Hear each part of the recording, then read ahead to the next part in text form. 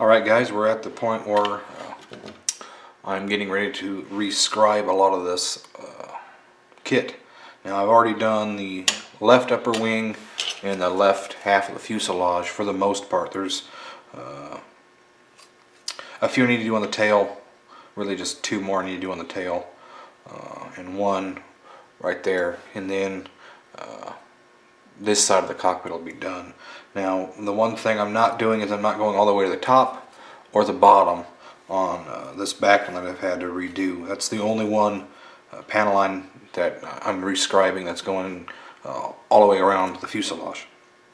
The rest all are terminating at some point in this, so there doesn't matter. Also for the upper wing, you only have two panel lines that go right around the front, the leading edge, and I've messed this one up. I went too wide, and so I had to rescribe it again, and I'll have to go in and fill that with putty.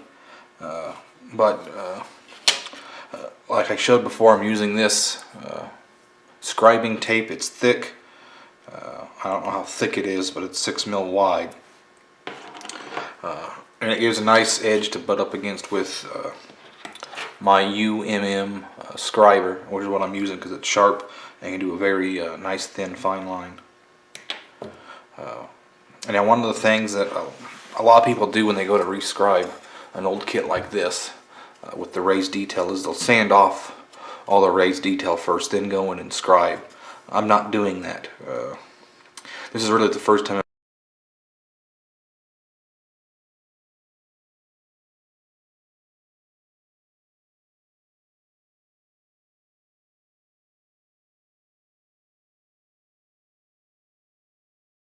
I've ever rescribed completely an aircraft that had raised panel lines. And what I'm doing is I'm using those raised panel lines as a guide to where to put the tape, or the scribing tape. That way I have a nice edge where it's going to be, and it's helping me keep lines straight and putting them where they're supposed to be. Otherwise I'd be lost and probably wouldn't do it. Now again, you don't have to rescribe the panel lines, or really you're not rescribing, you're just scribing in the panel lines because they weren't there before. But since this is a practice kit for me, that's what I'm doing. Also, just quickly, since this is sort of a short update, the way Tamiya decided to do the cockpit, you have a huge gap on that side. You have a huge gap on the back, and that's it. That's the gap you're going to have. To the point to where when you close up the fuselage, if I can do it without dropping everything, you can see in there, you got a big gap, and if you look from the bottom you can tell there's huge gaps. Now I was going to go in there with some sheet stock and block it all off, but I'm not going to. I'm just too lazy for that. I thought about putting in some lead wire and detailing up the cockpit. Again, I'm not going to do that. I've done that before on armor and other things. I know how to do that, and at the end of the day I'm not going to do it to this kit. You know, the cockpit can look the way it's going to look, and that's the end of it.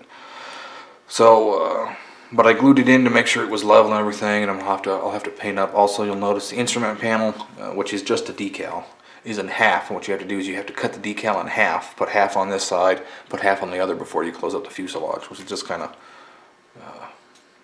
weird. So this will all get painted with Tamiya XF71 a little bit later. And I'll go through and I'll show how I'm going to paint it and weather it, and it's not going to be that detailed.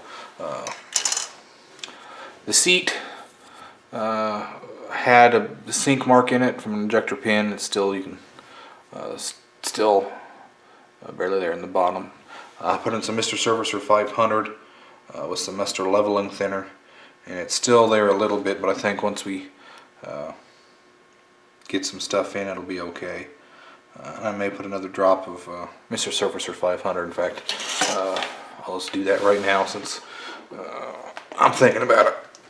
So I'm going to do Mr. Servicer 500.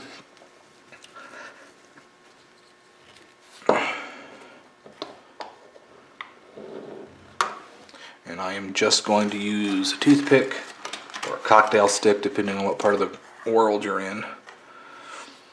And since there's still some leveling thinner in there, I'm just going to take a little bit of the Mr. Servicer 500 and put a dot right in the ejector pin. And I'm just going to leave it. It'll level off by itself. Let's see if you can see that. You can sort of see what I'm doing. I just put a dot in with a toothpick and it'll level off and everything will be fine. So there's that done. So for, again, rescribing, I'm using this stuff, the HIQ parts, carving guide tape. I got this from Hobby World USA quite a long time ago. Not that long ago, but long enough. So I have a strip over here to the side, and we're gonna. I'll just show you how I did it on the wing for now. So this main one here. Let's zoom in on the wing. The main panel line you have two big ones. This one, which isn't straight, it goes this way, goes up, then this way. And you have this one, which is straight. So that's the one we'll do. Now I'm gonna flip it around so it's easier for me to see.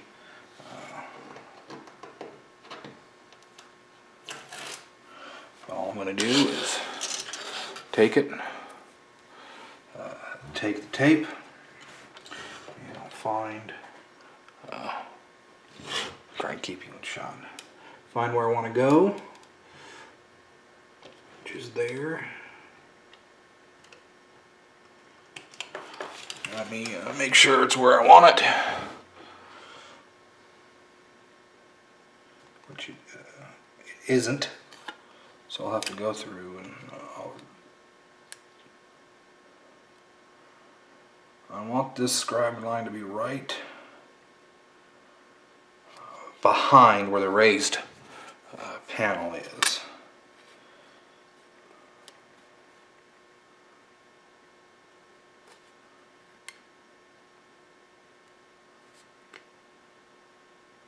Right, now that it's straight, let's see. I got this bump to deal with, but it's not where it's going to cause problems. Now it's straight enough. I'll push down the tape with my finger just to make sure it's there. And then with this, I'm going to start, actually I'm going to end there. I'm going to start here where it needs to terminate in this panel line that we're going to have to scribe in a little bit. I'm just going to put this up against the tape, make sure I'm scribing where I want to. I am. Put it up in the tape and just very lightly drag it until I hit this other panel line, then I'm going to stop it. That is the recess panel line. And there, it's scribed. We'll do it so lightly one more time. There. And so far I've been doing it, going through a panel line 3 times with this. And it gives me a good line. Now, it's on this part of this panel line too, so I'll start in that recess panel line and just pull to the end. Again, 3 passes and it's done. So now we have a newly scribed panel line. Now what I'm going to do is I'm going to go in, it's a little crooked there and there, but not too bad. I'm going to take this into the scraper or scriber and just sort of chisel it to make sure it lines up where it needs to go. It actually ends where it's supposed to. It ends in that panel line, doesn't leave a little recess. Now, if you look, there is a mistake there with that panel line. It's a little crooked, but it's not crooked enough that it's going to make me lose sleep over it. So that's that one, but that's the same exact process I've been doing for everything.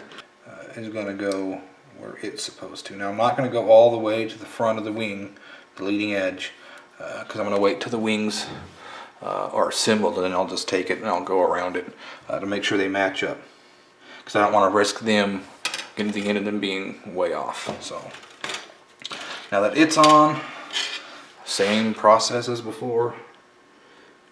Light pressure all the way back. Once, twice, 3 times. Check the panel line. It looks good. I'm going to go in and I'm going to, like before, just sort of go in and clean up that back edge of it.